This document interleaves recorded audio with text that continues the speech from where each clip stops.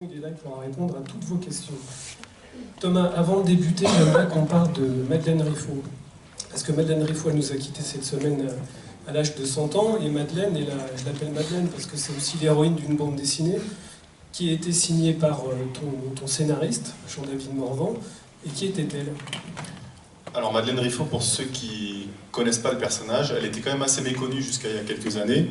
C'est une résistante. Elle est assez connue pour ses faits de résistance, on va dire, pendant la Seconde Guerre mondiale.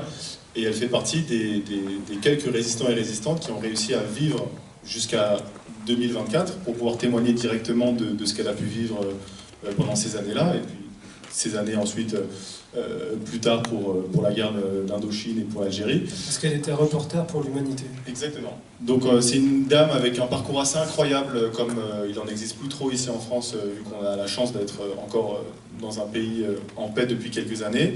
Et elle témoigne en fait avec Jean-David Morvan, donc, qui est le scénariste avec lequel j'ai travaillé, dans une autre bande dessinée qui s'appelle Madeleine Résistante.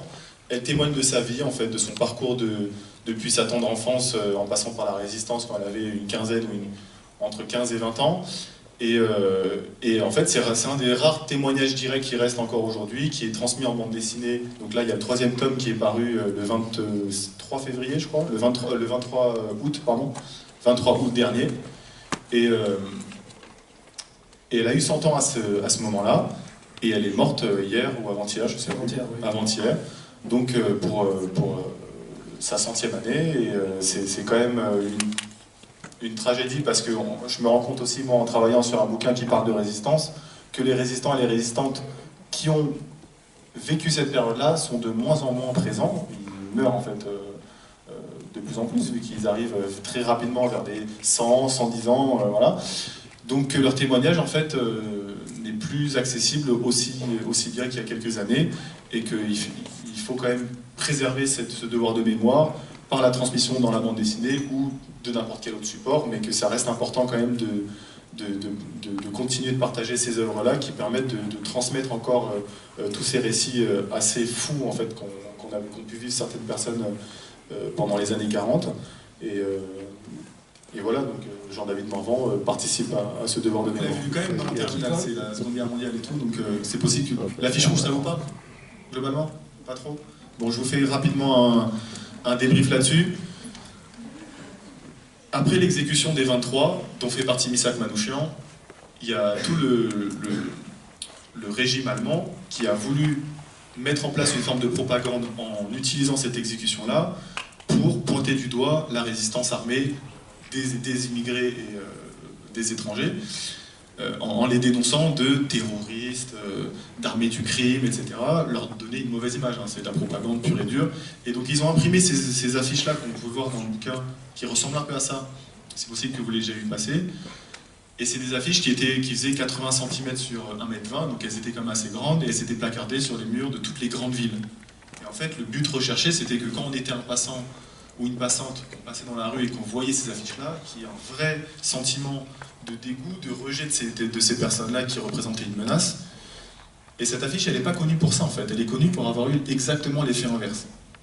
Ça veut dire qu'auprès des gens, ils ont vu ces résistants et ces résistantes qui étaient morts pour la France, et ils se sont dit, mais en fait c'est des martyrs, c'est des gens qui se battent pour moi, pour éviter que je commande en allemand au restaurant encore 10 années de suite, et qu'à un moment donné, on se concentre réellement pour obtenir la libération de Paris et la libération de la France. Et son histoire il s'est dit, ok, il y a un truc à faire avec ce mec-là, il a un vécu assez fou, il a eu l'affiche rouge, il y avait l'idée Manouchian, il y a le groupe Manouchian, il y a tout un tas de trucs à raconter intéressants, mais il ne trouvait pas forcément le moment, et quand il a eu vent, très en amont, de la panthéonisation de Missak Manouchian le 21 février 2024, il s'est dit, bah, le moment, le voilà, quoi.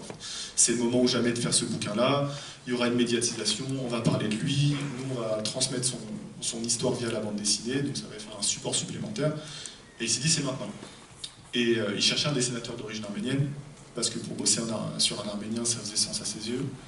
Moi je sortais de l'école à ce moment-là, j'avais jamais fait de bande dessinée avant. Et puis sur les réseaux sociaux, on arrive à se mettre en contact, et de fil en aiguille, on fait quelques planches tests, ça match bien, et on dit bah, c'est parti pour un an, quoi. Donc c'est un vrai alignement des pensées sur le projet. Donc il y a Raphaël Ortiz qui a dessiné les pages d'action. Il y a des portraits aussi. On les voit pas, je crois. Si je crois que tu en as Si. juste avant. Ah voilà, des portraits comme ça, qui ont été faits 50-50, enfin 50-50 avec moi et Charlotte, donc une super dessinatrice avec qui on a fait donc 50-50, il y en a une trentaine. Si j'ai le temps de vous en parler, je vous en parlerai un peu plus, mais voilà, on a été plusieurs, il y a un coloriste qui a bossé aussi sur le projet, et ça fait un petit groupe en fait. Et ce qu'on voulait faire, c'était, en déléguant les tâches, avoir un bouquin de qualité, que chacun puisse se concentrer sur une tâche et la faire le mieux possible, du moins, plutôt que je sois tout seul à faire un truc bâclé et qu'à la fin, personne ne soit satisfait du truc, quoi. On voulait vraiment opter sur la qualité du résultat sur tout le bouquin. Et les actions des résistants, elles sont présentées de façon... Je ne sais pas si on les voit, je pense pas qu'on les Non, a ici. il n'y en a pas au début. Ouais. Mais elles sont présentées comme dans les journaux d'époque. Ouais, en général, il y en a très peu par page. Tu en as une ou deux ou trois. Des fois, il y a des doubles pages. Et c'est vraiment une scène, une image assez poignante du moment, une explosion, voilà. Et puis la description de l'action. Et puis ce qui est bien aussi, c'est que dans la couleur, on a utilisé un truc qui s'appelle la trame. Il y en a qui lisent du manga ou pas? Quelques-uns? En fait, la trame, ça vient du manga, donc c'est japonais. C'est une technique qui permet, je ne sais pas si vous voyez, certaines cases, il y a plein de petits points noirs. Sur les bâtiments, par exemple. Ouais. Ça crée de la texture. C'est des petits points noirs que tu rajoutes par-dessus, enfin en dessous de la couleur, ou par-dessus la couleur. Et ça te permet en fait d'avoir une forme de texture, un sorte de grain, qui rappelle un peu les vieilles photos d'époque des années 40. Et c'est vrai que ça fait aussi ce côté-là vieux journaux, parce qu'il y a ce grain-là du vieux papier et des vieilles photographies. Et à chaque fois, on a la date et le jour de l'action. Ouais. Alors, tu voulais nous parler des portraits. Alors, dis-nous un petit mot de ces fameux portraits, parce qu'ils sont égrenés tout au long de la bande dessinée, avec une petite fiche de présentation. Alors, il y a une trentaine de portraits, avec leur petite biographie en dessous. C'est Jean-David Morvan qui a eu l'idée. Il essaie à chaque fois qu'il écrit un bouquin d'amener d'une manière ou d'une autre une forme d'innovation, que ce soit par la narration, que ce soit par le fond ou la forme. En fait, à chaque fois, il essaie de trouver un truc. Cette fois-ci, c'était les portraits. En fait, il y a plusieurs buts d'avoir représenté ces portraits-là. Le premier, c'est que quand on mate un film, une série, qu'on lit une BD, peu importe, il y a des personnages principaux qui vont apparaître 90% du temps, on les voit tout le temps à l'écran, ou on les voit tout le temps dans chaque case. Il y en a d'autres qui vont apparaître le tiers du temps, et il y en a d'autres, on va les voir une case, deux cases, ou une ou deux secondes à l'écran, et ils vont disparaître. Le problème de ce truc-là, c'est que ces personnages-là, on les oublie très rapidement, et que ça ne les met pas en valeur. Et le fait d'avoir fait ces portraits-là, ça permettait en fait de mettre chaque résistant et chaque résistante sur un même pied d'égalité, même si chacun et chacune apparaissaient peut-être qu'une ou deux cases ou que sur une page et qu'ils étaient facilement oubliables si on se contentait à ce truc-là. On peut revenir dessus aussi après, c'est ça qui est intéressant. Exactement. Donc en plus de ce truc-là, de les mettre sur un même pied d'égalité, en plus de ce truc-là, d'avoir du contexte sur ce personnage-là, sur son histoire, sur ce qu'il a amené à s'engager en résistance, sur ce qu'il a amené à arriver en France. En plus de ça, ça crée une strate narrative différente de la BD classique. Ça veut dire que tu peux revenir après, tu peux lire toute la BD et puis lire tous les portraits. Tu peux lire la moitié de la BD et puis revenir sur des portraits que tu avais oubliés. Tu peux lire chaque portrait chaque fois que tu tombes dessus. Ça crée une manière de lire la BD, un rythme assez différent qui permet de lire la BD de manière différente. Et troisième chose,